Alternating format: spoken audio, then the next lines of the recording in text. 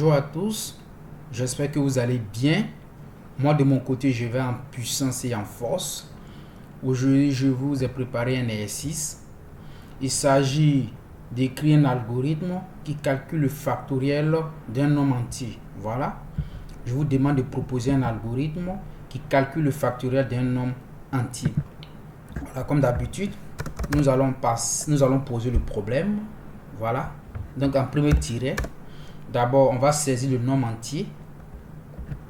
On a saisi le nombre entier. Voilà. Mais ici, attention. Voilà. Mais vous devez saisir un nombre entier, mais veillez à ce qu'il soit positif, car le factoriel d'un nombre négatif n'existe pas. Voilà. Donc, vous devez mettre en tête que le factoriel d'un nombre négatif n'existe pas. Donc, vous devez obliger l'utilisateur à saisir un entier positif. Voilà. Donc ici, on va saisir l'entier, mais sans oublier. Mais veillez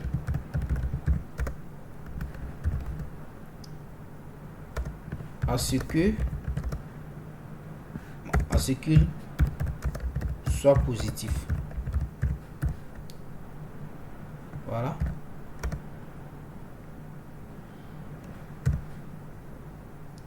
Car le factoriel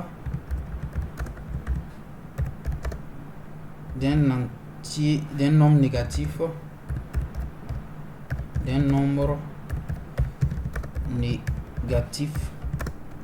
n'existe pas. Ok. Bon. Donc on va mettre ça à la ligne ici. Est-ce que c'est bon? D'un nombre entier, d'un nombre négatif n'existe pas. Ok. Voilà. Deuxième tiré.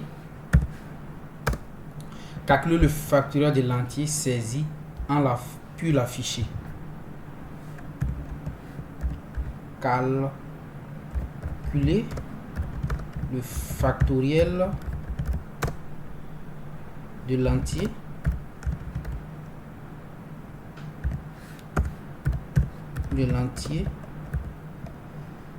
saisi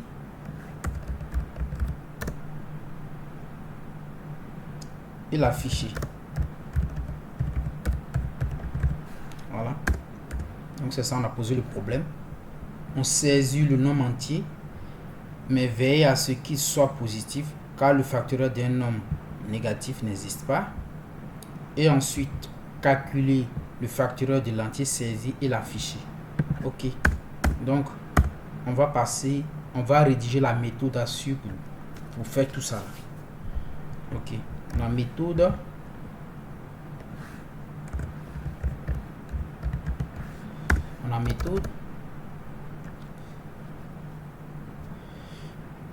D'abord, on a un cas particulier. Cas particulier. Le factoriel de 0 et 1 vaut 1. Cas particulier. Le factoriel de 0 et 1 vaut 1. Voilà. Donc, on va vérifier si l'utilisateur saisit 0 ou 1. Automatiquement, on retourne que le factoriel est 1. Voilà, ça c'est un cas particulier. Voilà. Il y a un deuxième cas particulier aussi. Si n est différent de 0, ça veut dire si l'entier est différent de 0 et l'entier est différent de 1, le factoriel vaut 1. Ok, nous allons rédiger ça. Cas général. Voilà. Ici, n, c'est l'entier qu'on va saisir. Si n est différent, voilà, différent, voilà, on peut mettre ça comme ça. Voilà. Si n est différent de 0 ou si n est différent de 0 et n aussi est différent de 1, le factoriel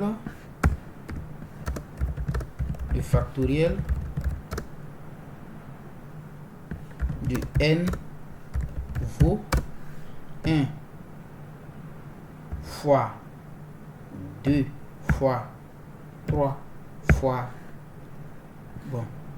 point n. Vous voyez un peu, voilà, n.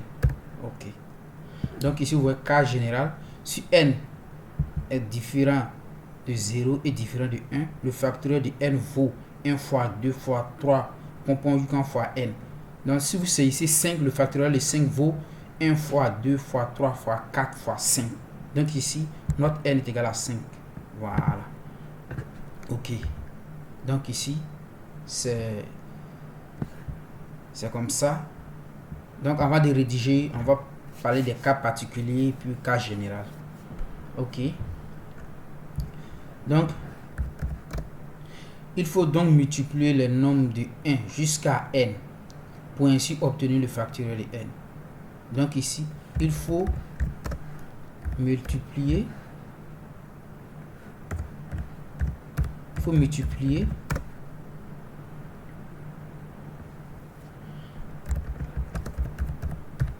le nombre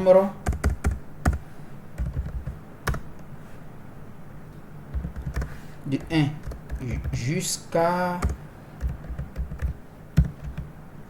n pour obtenir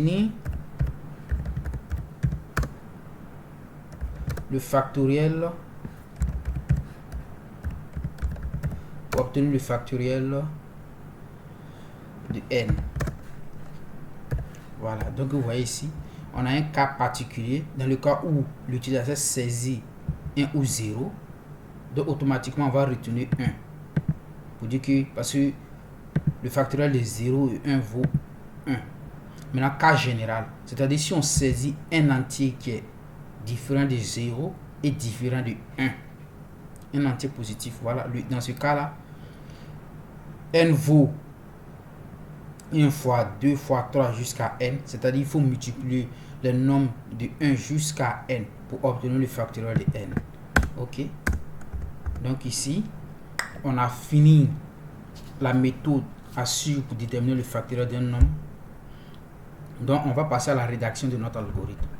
Ok, donc on met le mot-clé algorithme, on donne un nom à notre algorithme, on va l'appeler factoriel. Voilà, on va déclarer les variables. On a dit que pour déclarer les variables, on commence toujours par le mot-clé var. Ok, on va déclarer n qui va contenir l'entier qu'on recherche le factoriel. J qui va parcourir, c'est-à-dire c'est un compteur qui va parcourir le nombre de 1 à n. Et tous sont les deux variables sont de type entier. Voilà. Ok, il a fait un petit commentaire. Voilà. N va contenir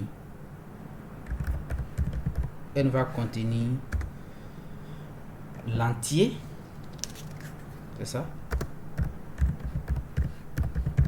N va contenir l'entier et J va parcourir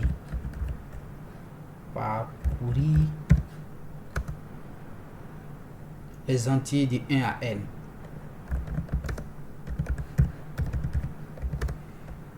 De 1 à n. Voilà. Ensuite, on va déclarer factoriel. La variable fact, on va l'appeler fact, qui est de type réel. Fact va contenir le factoriel. L est de type réel pour contenir les grandes valeurs. Voilà. Donc, fact va contenir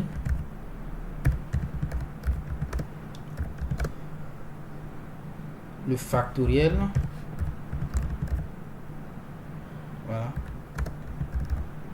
Elle est de type réel pour contenir les grandes valeurs.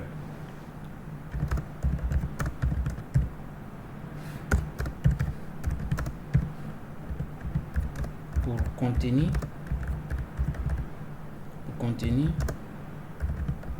les grandes valeurs.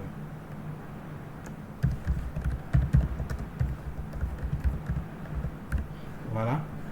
Vous voyez un peu. Ok. Donc on a déclaré NJ qui sont des entiers. N va contenir l'entier à saisir et J va parcourir les entiers de 1 jusqu'à N. Voilà. Maintenant fact va contenir le factoriel, c'est-à-dire le factoriel dont on a besoin ici. Elle est de type réel pour contenir les grandes valeurs. Comme vous savez, les réels peuvent prendre de plus grandes valeurs par rapport aux entiers. Donc c'est pour ça que nous avons déclaré le factoriel de type réel. Ok, donc on va passer au code de notre algorithme. On a dit que le code commence toujours par début. Voilà, donc on va mettre début. Voilà, c'est début. Voilà. Donc on a mis le mot-clé début. Donc ici on va d'abord saisir l'entier, mais sans oublier, on va forcer l'utilisateur à saisir un entier positif. Donc ici on va utiliser la boucle répétée. Elle va nous permettre de répéter, d'amener l'utilisateur à saisir à nouveau dans le cas où il saisit un nombre négatif. Donc on a répété, on a affiché,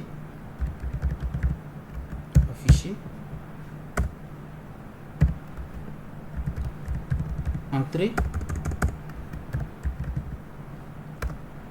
l'entier. On a entré l'entier. On va lire N. Voilà. Ok. Maintenant, on va veiller. On va utiliser comme on l'a dit, on va utiliser la boucle répétée pour veiller à ce que l'utilisateur saisit un nombre positif. Donc, on va dire jusqu'à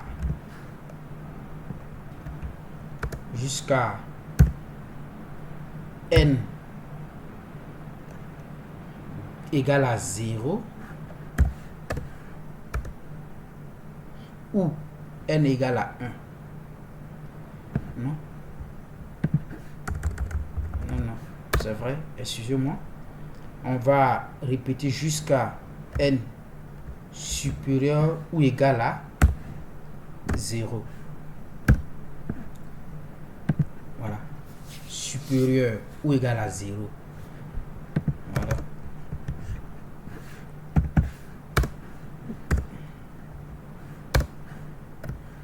Ok.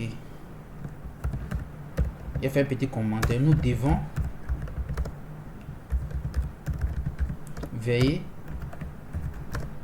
à ce que l'utilisateur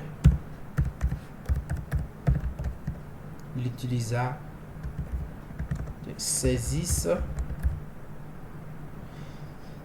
un nombre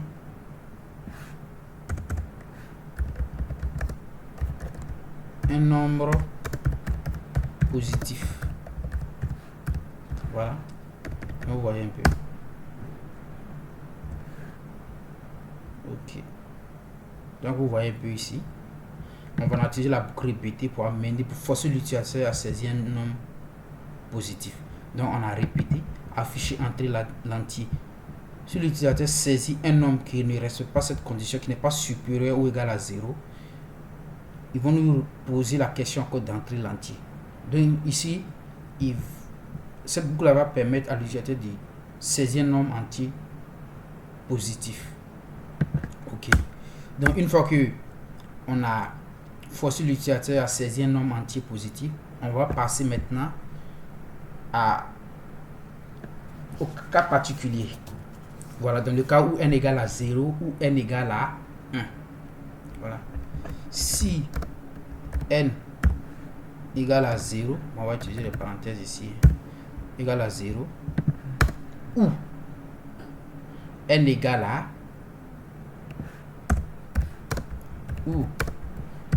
n égale à 1, alors début ici, fac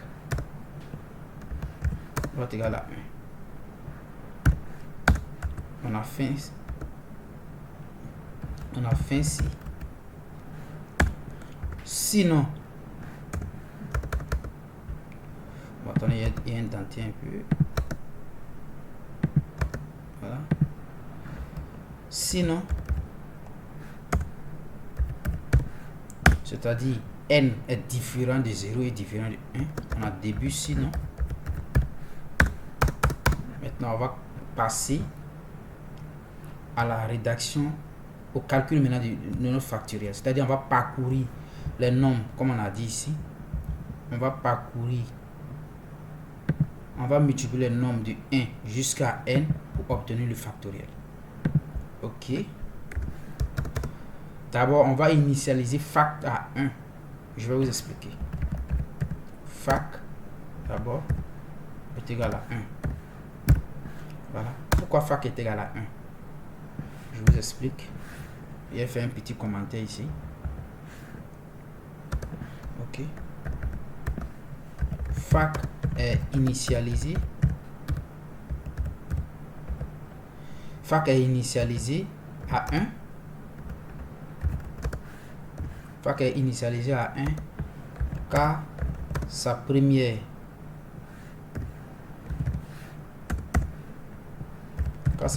valeur, fac est initialisé à 1 car sa première utilisation vaut 1.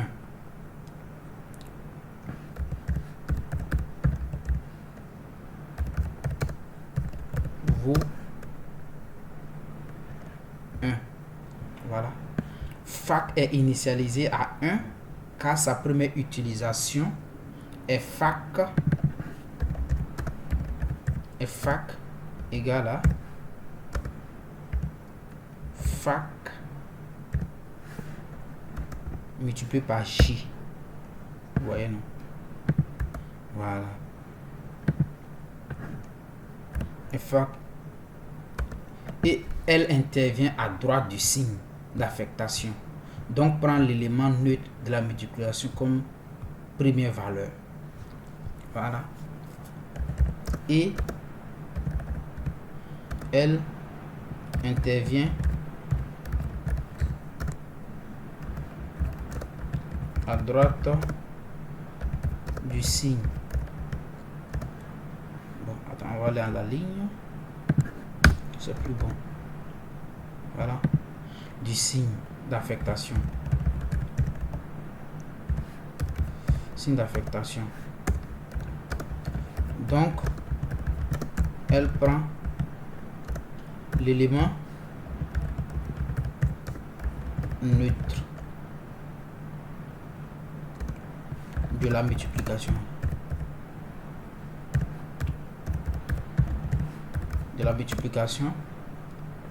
Comme première valeur.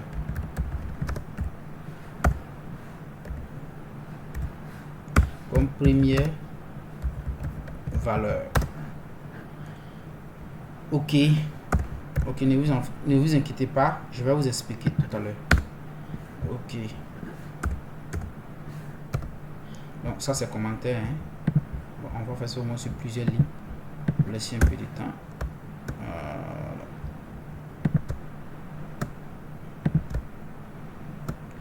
Ok. Donc ça va. Maintenant, après avoir initialisé facteur 1, on va parcourir maintenant la boucle de J jusqu'à N. Donc pour J allant de 1 à N, où J est égal à 1 à N, on va faire, voilà, on a début pour,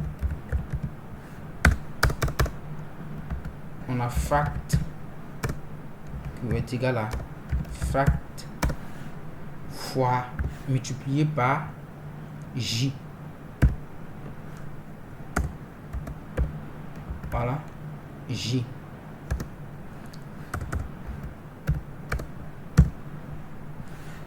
Ok.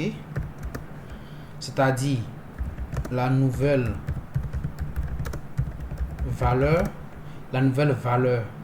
du fact vaut, ou la nouvelle valeur du fact vaut, bon, égal, on met égal, hein, c'est bon. Ok, c'est-à-dire la nouvelle valeur du fact vaut égal à ancienne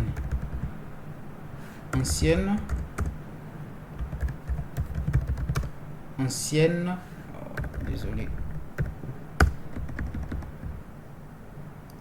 ancienne valeur du fact fois J. Vous voyez un peu, non? Ok. Donc la nouvelle valeur du fact est égale à fact, l'ancienne valeur du fact fois J. Ok. On a fait un pour. Voilà. Donc là, on a fini de calculer. Et puis on vient afficher maintenant le résultat. On a affiché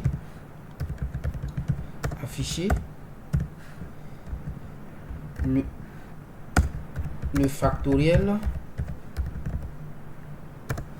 de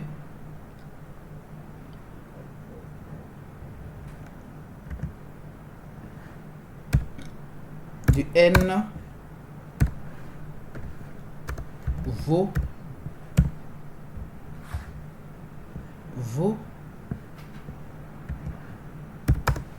fac.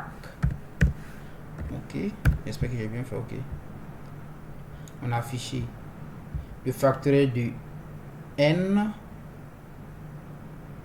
vaut fac. Ok, et on finit par le mot-clé fin suivi d'un point à la fin. Ok, je vais vous expliquer. D'abord, l'exercice nous demandait de proposer un algorithme qui calcule le factoriel d'un nombre. Ok, on a posé le problème. On a d'abord saisi le nombre entier, mais veillez à ce qu'il soit positif. Voilà. Donc le premier problème, c'est de saisir le nombre entier, mais veillez à ce qu'il soit positif. Car le factoriel d'un nombre négatif n'existe pas. Voilà. Ok. Ok. Voilà. Maintenant, ensuite, le deuxième problème, c'est de calculer le factoriel de l'entier saisi et l'afficher. Ok. Donc la méthode était la suivante. On a un cas particulier. Dans le cas où le factoriel, l'entier saisi est 0 et 1. Voilà. Le factoriel de 0 et 1 vaut 1. Donc si l'utilisateur saisit 0 ou 1, automatiquement, on doit retourner, sans calculer même, on retourne automatiquement le factoriel. On retourne automatiquement 1, car le factoriel de 0 et 1 vaut 1. Voilà, cas général. C'est-à-dire dans le cas où on saisit un entier positif et cet entier-là est différent de 0 et 1. Voilà. Dans ce cas-là, il faut multiplier les nombres de 1 jusqu'à n pour obtenir le factoriel. Voilà. Donc le factoriel de 10 va être égal à 1 fois 2 fois 3 jusqu'à fois 10. Donc c'est ce problème que nous allons essayer de résoudre pour calculer le factoriel. Ici, on a commencé. Voilà, attendez. Ok. Donc ici, d'abord, on a commencé par le mot-clé algorithme. On a donné un nom à notre algorithme, on a appelé factoriel. Ensuite, on a déclaré les variables. Voilà, ensuite, on a déclaré les variables. On a dit n va contenir l'entier et j va parcourir les entiers de 1 à n. Voilà. Maintenant, on a déclaré la variable fac de type réel. Fac va contenir le factoriel. Elle est de type réel pour contenir les grandes valeurs. Voilà. Comme vous le savez, les réels peuvent contenir de plus grandes valeurs que des entiers. C'est pour ça que nous avons saisi les entiers, les réels. Imaginez si on demande le factoriel de 50, vous voyez que ça devient un peu grand. Voilà. Donc ici, on a le mot-clé. On va rentrer dans le code de notre algorithme. On met le mot-clé début. Voilà. Donc ici, on va d'abord veiller à ce que l'utilisateur saisit un nombre positif. Donc on va utiliser la boucle répétée. On va répéter jusqu'à le nombre soit supérieur ou égal à 0. Voilà. Donc ici, on met la boucle répétée. On a affiché l'entier. On a lu l'entier. Ça va nous permettre de saisir l'entier. Maintenant, la boucle répétée va répéter jusqu'à le nombre soit positif. Voilà. Donc on a répété jusqu'à n supérieur à 0. Voilà. Nous devons veiller à ce que l'utilisateur saisisse un nombre positif. Voilà. Ok.